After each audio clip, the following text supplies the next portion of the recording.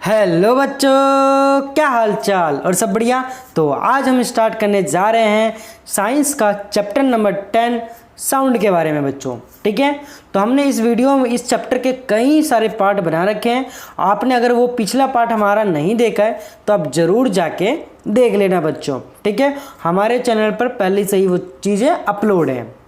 तो अगर आप हमारे चैनल पर पहली बार आए हैं तो ज़रूर चैनल को सब्सक्राइब करके बेल आइकन दबाना ना भूलना बच्चों। ठीक है बच्चों, तो आज हम इस वीडियो में पढ़ने वाले हैं लाउडनेस एंड पिच के बारे में हम पढ़ने वाले हैं बच्चों। ठीक है, लाउडनेस एंड पिच के बारे में हमने अपने पिछली वीडियो में पढ़ा था। Amplitude, time period and frequency of a vibration के बारे में पढ़ा था। ठीक है बच्चों, तो चलिए स्टार्ट करते हैं इस टॉपिक को, लाउडनेस एंड पिच। सबसे पहले लाउडनेस की हिंदी क्या होती है बच्चों? प्रबलता। लाउडनेस की हिंदी क्या होती है बच्चों? प्रबलता। एंड पिच की हिंदी होती है बच्चों तारत्व। तारत्व। ठीक है बच्चों, तो इसका मतलब क्या होता है हम आगे समझते हैं इसके बारे में। ठीक है बच्चों, एक्टिविटी 10.11 में देखते हैं। Take a metallic tumbler and a tablespoon, strike the tablespoon gently at the brim of the tumbler. मतलब बच्चों क्या बोला है कि एक धातु का गिलास और एक चाय का चम्मच लीजिए। क्या लेना है बच्चों? एक धातु का गिलास लेना है और एक चाय का चम्मच लीजिए। चम्मच को धीमे से गिलास के किनारे से टकराइए, जैसे कि इसमें चित्र में दे रखा है बच्चों। इस प्रकार से इस गिलास है और ये हमारा क्या है? चम्मच है। चम्मच की तरह ये टेबल स्पून जिसे हम कहेंगे, इस पर से इसको टच करना है किनारे पर से। ठीक है बच्चों, अब उत्पन्न हुई ध्वनि को सुनिए। अब गिलास पर चम्मच से जोर से आघात कीजिए, जोर से। ठीक है, क्या करना है बच्चों? जोर से। यहाँ पर आगे लिखा हुआ है, देखो बच्चों, आपने चित्र देख लिया होगा। देखो, hear the sound produced, now bang the spoon on the tumbler and hear the sound produced again. Is the sound louder when the tumbler is struck hard? मतलब बच्चों इसमें क्या बोला है कि तथा फिर से उत्पन्न ध्वनि को सुनिए। क्या गिलास पर जो जोर से आघात करने पर ध्वनि अधिक प्रबल हो जाती है? मतलब ज़्यादा तेज हम जब करते हैं तो जो साउंड है वो बच्चों वो तेज हो जाती है या धीरे हो जाती है? तेज हो जाती है। Now suspend a small thermocol ball touching the rim of the tumbler. Vibrate the tumbler by striking it. See how far the ball is displaced. The displacement of the ball is a measure of the amplitude of vibration of the tumbler. मतलब बच्चों इसमें बोला है कि अब गिलास के किनारे को छूते हुए थर्माकोल की छोटी सी गेंद लटकाइए, जैसे कि इस चित्र में आपने देखा।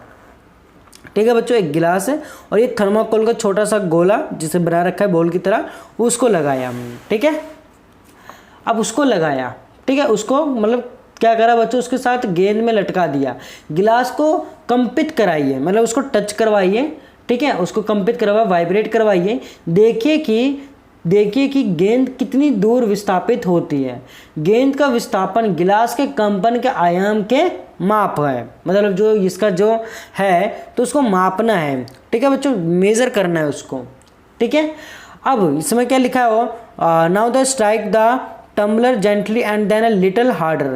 Compare the amplitude of vibration of the tumbler in the two cases. In which case is the amplitude larger? मतलब बच्चों इसमें क्या बोला है कि ध्वनि की प्रबलता, अब इसमें देखेंगे यहाँ पर ऊपर लिखा हुआ था बच्चों कि ध्वनि की प्रबलता इसके आयाम पर निर्भर करती है। जब किसी कंपित वस्तु का आयाम अधिक होता है तो उसके द्वारा उत्पन्न ध्वनि प्रबल होती है। मतलब वो किसके ऊपर निर्भर करता है बच्चों? वो किसके ऊपर डिपेंड है? उसके आयाम के, मतलब उसका एम्पलीट्यूड का, उसके एम्पलीट्यूड पर वो निर्भर करता है। अगर उसका एम्पलीट्यूड ज़्यादा है तो उसकी जो ध्वनि होगी वो भी क्या होगा बच्चों? ज़्यादा तेज होगी, ध्वनि प्रबलता ज़्यादा होगी। ठीक है, लाउडनेस उसका क्या होगा बच्चों? ज़्यादा होगा। तो इसके द्वारा उत्पन्न ध्वनि प्रबल होती है। जब आयाम कम होता है तो ध्वनि मंदी होती है। मतलब क्या बच्चों? अगर बच्चों एम्पलीट्यूड क्या होगा? अगर कम होगा तो उसकी जो लाउडनेस होगी उस ऑब्जेक्ट की वो भी क्या होगी बच्चों? स्लो होगी, धीमी होगी। अब यहाँ पर क्या लिखा हुआ था बच्चों, अब गिलास को पहले धीमे तथा बाद में अधिक बल से अज्ञात कीजिए। अब दोनों स्थितियों में गिलास के कंपनों के आयामों की तुलना कीजिए, किस स्थिति में आयाम अधिक निकलता है वो हमें पता करना है। ठीक है बच्चों, तो देखो आगे येलो पोर्शन भी पढ़ लेते हैं। Loudness of sound is proportionally to the square of the amplitude of the vibration producing the sound।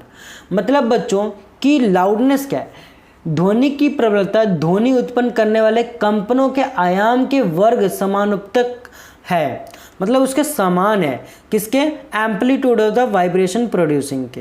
Amplitude जो है उसके साउंड मतलब उसके उसी के ऊपर क्या है बच्चों, ये प्रोपोर्शनेट है, समान है वो। ठीक है, जितना एम्पलीट्यूड होगा उतना ही तेज लाउडनेस होगी।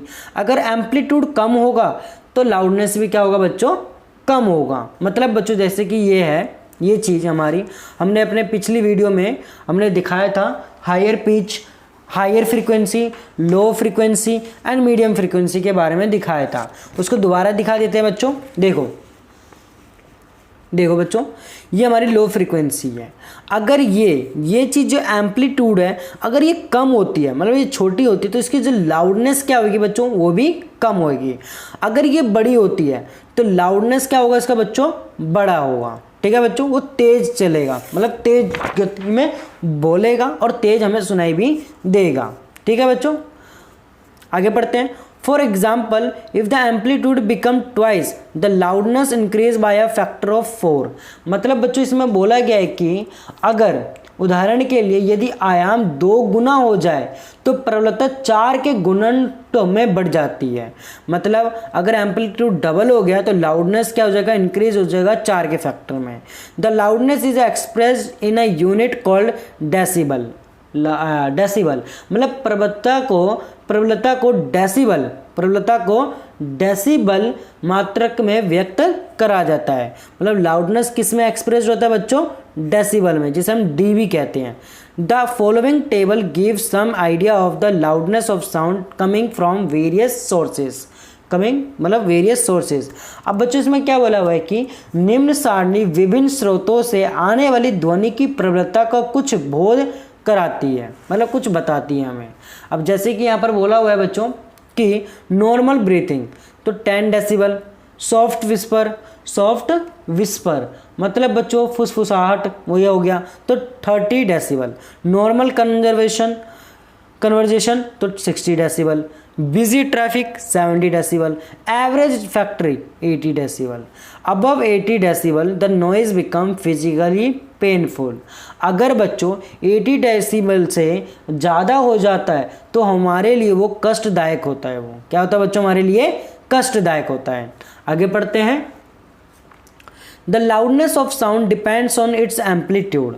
यहाँ पर लिखा हुआ है बच्चों कि जो ध्वनि की जो प्रबलता है, लाउडनेस है, जो लाउडनेस है इसके किसके, एम्पलीट्यूड पर निर्भर करता है। अगर एम्पलीट्यूड ज़्यादा होगा, अगर लार्ज होगा तो साउंड प्रोड्यूस क्या होगी बच्चों, लाउड होगी। अगर एम्पलीट्यूड क्या होगा बच्चों, स्मॉल होगा तो साउंड प्रोड्यूस क्या होगा, फीबल होगा, मतलब कम होगा वो। ठीक है बच्चों, यहाँ पर ये जो लाइन है ये बहुत ही इंपॉर्टेंट लाइन है। ठीक है, लाउडनेस के बारे में। लाउडनेस किसके ऊपर डिपेंड है बच्चों, एम्पलीट्यूड पर। एम्पलीट्यूड अगर बड़ा होगा, लार्ज होगा तो उसकी साउंड क्या प्रोड्यूस होगी बच्चों, लाउड होगी, तेज होगा। अगर एम्पलीट्यूड क्या होगा बच्चों, कम होगा, स्मॉल होगा, तो जो साउंड प्रोड्यूस होगी वो बच्चों फीबल होगी। मतलब फीबल का मतलब मंद होगी, धीरे होगी, धीमी सी। ठीक है बच्चों, आगे पढ़ते हैं। देखो बच्चों, compare the sound of baby with that of an adult, is there any difference. अब बच्चों इसमें बोला हुआ है कि किसी बच्चे की ध्वनि की तुलना एक वयस्क से कीजिए। मतलब एक छोटा सा बच्चा है और एक बड़ा सा आदमी है, उनके बीच में साउंड की कंपैरिजन करिए, क्या कोई डिफरेंस मिल रहा है, जरूर मिलेगा बच्चों। Even if 2 sound are equally loud they differ in some way, let us see how. अब देखो बच्चों, क्या मतलब इसमें जो है चाहे दोनों ध्वनियाँ समान रूप से प्रबल हो फिर भी उनमें कुछ भिन्नता है। आइए देखें ये किस प्रकार भिन्न है। अब इसमें बूझो क्या बोलता है, I wonder why my voice is different from that of my teacher.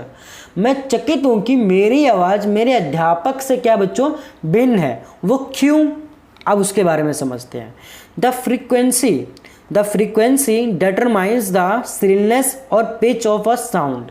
मतलब आवर्ती ध्वनि की तीक्ष्णता या तारतम्य को निर्धारित करती है। किसको बच्चों? फ्रीक्वेंसी ही डिटरमाइन करती है कि जो उसकी साउंड होगी वो श्रिलनेस होगी या पिच होगी। मतलब श्रिलनेस और पिच एक ही है, श्रिलनेस होगी या पिच होगी। If the frequency of vibration is higher we may say that the sound is shrill.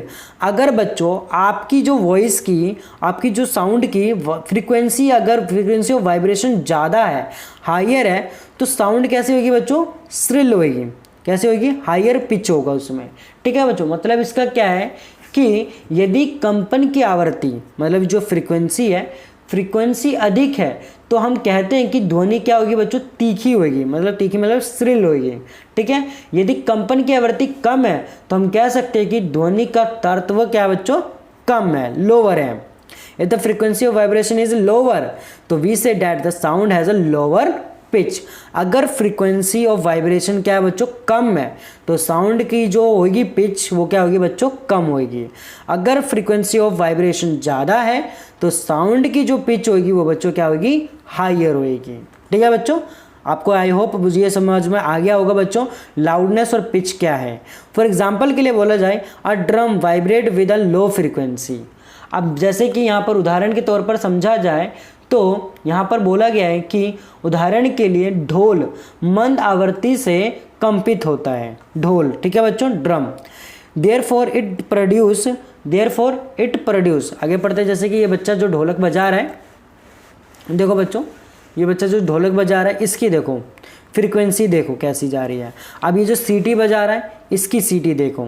अब ये बच्चों जो ड्रम बजा रहा है वो उसकी जो क्या है, इसकी फ्रीक्वेंसी क्या है बच्चों? स्लो है, लोअर है। तो जिसके वजह से इसकी जो पिच होगी वो भी क्या होगी बच्चों? लोअर होगी। अब यहाँ पर देखो बच्चों सीटी बजा रही है। अब सीटी की जो पिच होगी, मतलब जो हाइयर, मतलब जो फ्रीक्वेंसी होगी, फ्रीक्वेंसी ऑफ वाइब्रेशन, वो क्या होगी बच्चों? ज़्यादा होगी। जिसके वजह से पिच क्या होगी इसकी? ज़्यादा होगी। ठीक है बच्चों, इसके बारे में आगे पढ़ते हैं।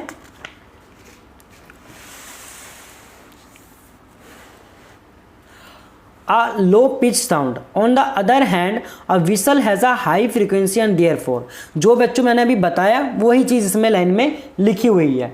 मतलब क्या बोला है उन्होंने कि दूसरी ओर जो सीटी है, सीटी की आवृत्ति अधिक होती है। सीटी की जो आवृत्ति क्या होती है बच्चों? अधिक होती है, मतलब हाइयर फ्रीक्वेंसी होती है।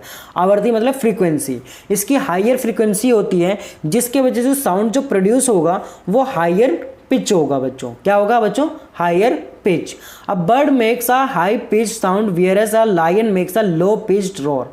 अब देखो यहाँ पर क्या बोला है बच्चों कि पक्षी उच्च तारतम्य की ध्वनि उत्पन्न करता है। मतलब जो बर्ड्स हैं क्या करता है बच्चों? वो हाई पिच साउंड वेयरएस करता है, मतलब साउंड करता है वो। और हालांकि मतलब ये जो बोला हुआ है, जबकि शेर की दहाड़ का तारतम्य क्या होता है बच्चों? मंद होता है, मतलब धीरे होता है, लो पिच्ड होता है रोर का, वो जब दहाड़ता है। However the roar of lion is very loud while the sound of the bird is quite feeble. अब यहाँ पर क्या बोला है कि तथापि शेर की दहाड़ अधिक प्रबल है और जबकि पक्षी की ध्वनि क्या बच्चों? दुर्बल होती है। अब बच्चों समझो कि शेर क्या है, बहुत दूर से अगर दहाड़ेगा, रोर करेगा तब भी हमें सुनाई देगा उसकी लाउडनेस से। अगर बर्ड्स करेगी तो बर्ड्स से हमें सुनाई नहीं देगा क्योंकि उसकी फीबल है, मतलब मंद होती है उनकी आवाज़ें। अब ये देखो, every day you here the voice of children and adults. आप प्रतिदिन बच्चों तथा वयस्कों की आवाज़ें सुनते हैं, मतलब बड़ों की आवाज़ें सुनते होंगे, बच्चों की आवाज़ सुनते होंगे। यहाँ तक कि जैसे कि आप पढ़ रहे होंगे तो गली में आवाज़ आ रही होगी, बाइक की आवाज़ आ रही होगी, किसी कोई काम चल रहा है कंस्ट्रक्शन का तो उसकी आवाज़ आ रही होगी। Do you find any difference in their voice? क्या आप उनकी आवाज़ों में कोई अंतर पाते हैं? क्या अंतर पाते हैं आप? Can you say that the frequency of the voice of child is higher than that of one adult? मतलब बच्चों इसमें क्या बोल रखा है, क्या आप ये कह सकते हैं कि बच्चों की आवाज़ की आवृत्ति आवश्यक की आवाज़ की आवृत्ति से अधिक होती है? Usually the voice of women has a higher frequency then that of a man. मतलब बोला है कि बच्चों यहाँ पर सामान्यतः एक महिला की आवाज़ किसी पुरुष की अपेक्षा अधिक आवृत्ति की तथा अधिक तीखी होती है। ठीक है बच्चों, अधिक तीखी होती है। आई होप आपको यहाँ तक बहुत ही अच्छी तरीके से समझ में आ गया होगा ये लाउडनेस क्या है और पिच क्या है। ठीक है बच्चों, अगर कहीं भी डाउट होता है तो ज़रूर हमें कमेंट करके बताइएगा कि आपको कहाँ दिक्कत हुई, हम उसका निवारण ज़रूर करेंगे बच्चों। तो आज की वीडियो के लिए बस इतना ही। अगर आपने अभी तक हमारे चैनल को सब्सक्राइब नहीं करा है तो ज़रूर कर देना बच्चों, और अपने दोस्तों को भी ज़रूर शेयर कर देना। ठीक है बच्चों, तो मिलते हैं हम अगले सुबह 9 बजे। तो आज की वीडियो के लिए बस इतना ही, धन्यवाद।